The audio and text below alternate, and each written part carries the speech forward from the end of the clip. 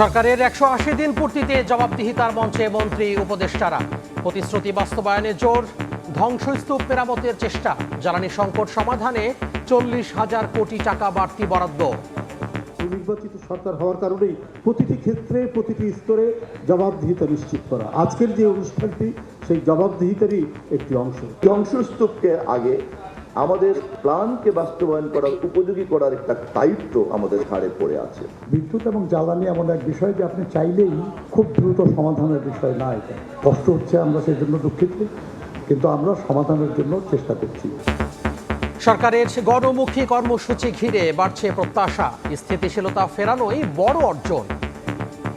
মোটা দাগে সর্বোচ্চ নেতৃত্ব পর্যায়ে বেশ কিছু দৃশ্যমান অভূতপূর্ব পদক্ষেপ দৃষ্টান্ত স্থাপন করার মতো দেখা যাচ্ছে, যেটি প্রশংসনীয়। সংস্কার এবং প্রাতিষ্ঠানিক সক্ষমতা বাড়ানোর সুশাসন প্রতিষ্ঠায় আগামী দিনে এটাই হবে সরকারের পরীক্ষা।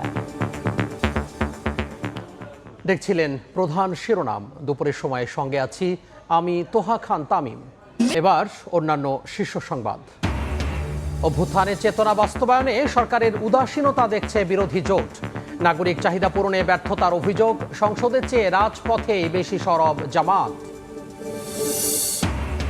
ইসির প্রস্তুতি শেষ হলে স্থানীয় নির্বাচনের দিনক্ষণ নির্ধারণ। চলতি অর্থ বছরের মধ্যেই শেষ হবে ভোট গ্রহণ। বরাদ্দ ৬,০০০ কোটি টাকা, জানালেন প্রতিমন্ত্রী।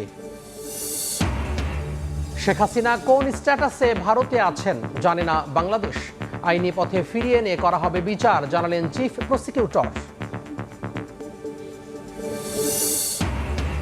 চট্টগ্রামের দুঃখ জলাবদ্ধতা, ভারী বৃষ্টিতে তলিয়ে গেছে বন্দনগরীর প্রধান সড়ক থেকে অলিগলি। পানিবন্দী মানুষের দুর্ভোগ চরমে। এবং ইরান যুক্তরাষ্ট্র যুদ্ধবিরতির মেয়াদ শেষ হচ্ছে আজ। সময়সীমা বাড়ানো নিয়ে অনিশ্চয়তা। হরমুজ ঘিরে মন্তব্যের জেরে ট্রাম্পের পা ভেঙে দেওয়ার হুঁশিয়ারি তেহরানের।